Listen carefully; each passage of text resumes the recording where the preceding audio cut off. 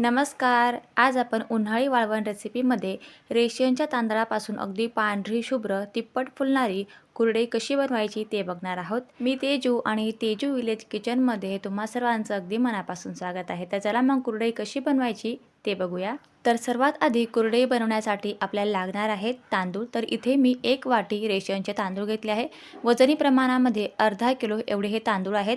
ज्या तांदळाचा अगदी मोकळा मोकळा भात येतो ना, तो कुठलाही तांदूळ तुम्ही इथे घेऊ शकता. तर इथे मी रेशनचाच तांदूळ घेतलेला आहे. आता हा जो तांदूळ आहे ना, आधी निवडून घ्यायचा आहे. त्यानंतर 2 ते 3 पाण्याने अगदी स्वच्छ धुवून घ्यायचा आहे.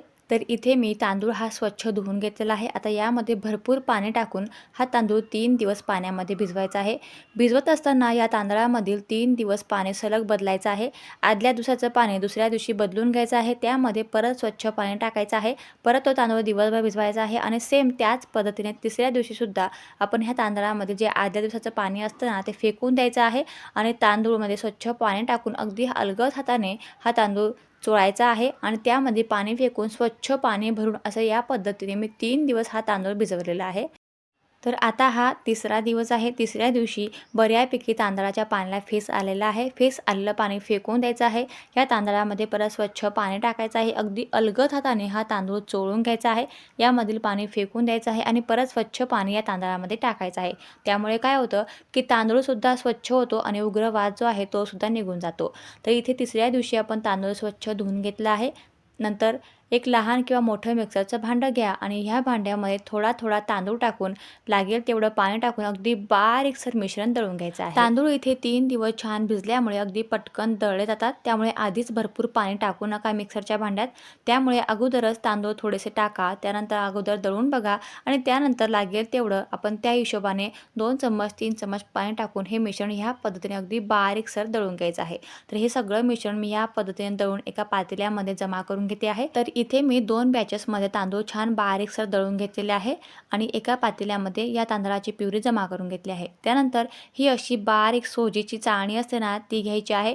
जेवढी बारीक चाळणी घेणार ना, तेवढं मिश्रण छान बारीक गाळलं जाईल. त्यामुळे इथे मी अगदी बारीकसर सोजीची चाळणी घेतली आहे. खाली एक पातेलं ठेवूया आणि त्यामध्ये हे जे सगळं मिश्रण आहे ना, दळलेलं सगळं व्यवस्थित गाळून घेऊया. त्यामुळे काय होतं की अगदी जाडसर जे कण असतात ते मिश्रणामध्ये जात नाही आणि अगदी मस्त पातळसर प्युरी तयार होते. तर ह्या पद्धतीने अगदी चम्मचने हलवून हलवून सगळं मिश्रण मी चाळून घेते आहे आणि जे वरचं जे जाडसर मटेरियल असतं ना, ते परत आपण मिक्सरच्या भांड्यामध्ये टाकूया आणि जेवढं लागेल त्या पद्धतीने पाणी टाकून हे मिश्रण अगदी बारीकसर दळून घेऊया. दळलेलं मिश्रण परत ह्याच सोजीच्या चाळणीमध्ये एकदा छान गाळून घेऊया. तर इथे मी सगळं मिश्रण ह्या पद्धतीने दळून घेतलेलं आहे आणि गाळूनसुद्धा घेतलेलं आहे. जर ह्या पद्धतीने बारीक चाळणीमध्ये मिश्रण व्यवस्थित गाळून घेतलं ना, तर मिश्रण अगदी बारीकसर तयार होतं. जाडसर कण अजिबात मिश्रणामध्ये जात नाही. त्यामुळे कुरडईसुद्धा छान तयार होते आणि अगदी पांढरी शुभ्र येते. तर ह्या पद्धतीने सगळं मिश्रण मी दळून घेतलेलं आहे आणि गाळूनसुद्धा घेतलेलं आहे. आणि जे उरलेलं जे जाडसर भरड आहे ना, तीसुद्धा आपण अगदी बारीकसर दळून आणि गाळून घ्यायचे आहे. तर ह्या पद्धतीने तांदळामध्ये जेवढं पाणी लागेल त्या पद्धतीने पाणी टाकून अगदी बारीकसर मिश्रण दळून आणि गाळून घेतलेलं आहे. तर ह्यामध्ये परत भरपूर पाणी टाकूया आणि 12 तासासाठी हे जे मिश्रण आहे एका साईडला सेट करत बाजूला ठेवूया.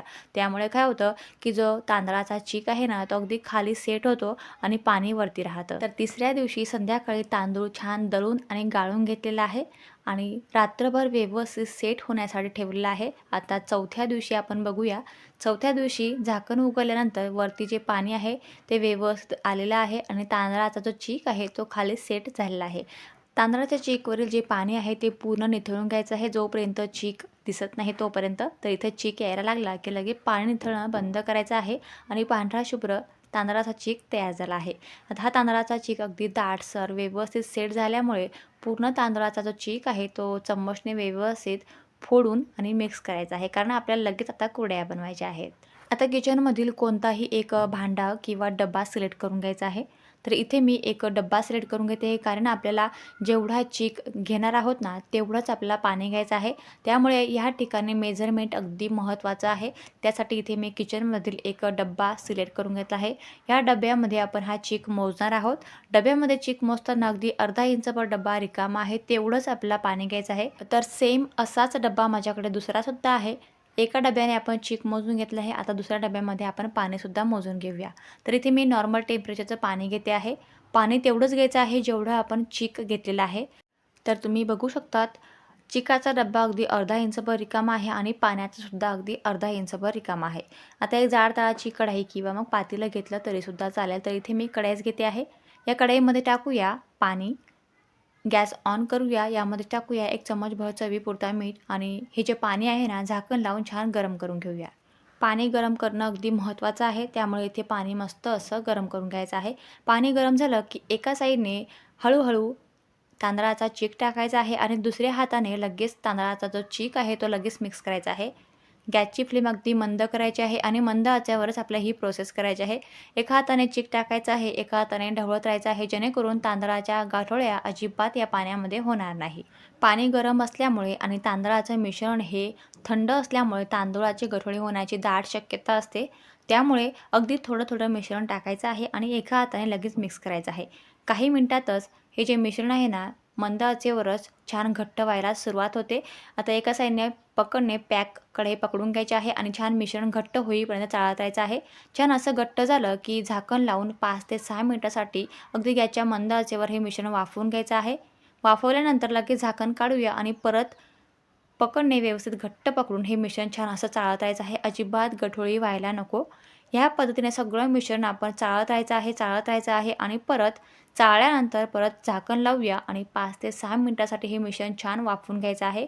तांदळाचं पीठ असल्यामुळे शिजायला थोडासा वेळ लागतो आणि गठोळ्या होण्याची सुद्धा शक्यता असते. त्यामुळे ही काळजी घ्यायची आहे की गॅसची फ्लेम मंदच करायची आहे आणि मंद आचेवर आपला हा चीक शिजवून घ्यायचा आहे. जर चीक व्यवस्थित शिजला नाही ना तर कुरड्या सुकल्यानंतर अगदी त्याचे तुकडे तुकडे होतात.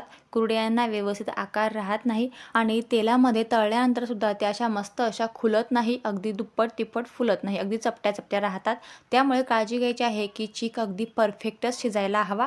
6 मिनिटानंतर ते झाकण काढूया आणि सगळं मिश्रण एकदा मिक्स करून घेऊया. आजूबाजूला कडांना जो चीक लागला आहे तो सुद्धा व्यवस्थित काढून घेऊया. परत झाकण लावून 6 मिनिटासाठी चीक वाफवून घ्यायचा आहे. 6 मिनिटानंतर परत हे जे मिश्रण आहे चीक आहे तो व्यवस्थित मिक्स करून घ्यायचा आहे. तर सरासरी ह्या पद्धतीने सगळं मिश्रण व्यवस्थित मिक्स करून करून झाकण लावून वाफवून अर्धा तासापर्यंत चीक व्यवस्थित शिजवून घेतला आहे. आता चीक शिजला की नाही ते बघण्यासाठी एक लहान पळी किंवा खुर्पी घेऊया. थोडंसं मिश्रण घेऊया, हाताला थोडंसं पाणी लावूया आणि हे मिश्रण ह्या पद्धतीने घेऊन या पद्धतीने गोळी बनवून बघायची आहे.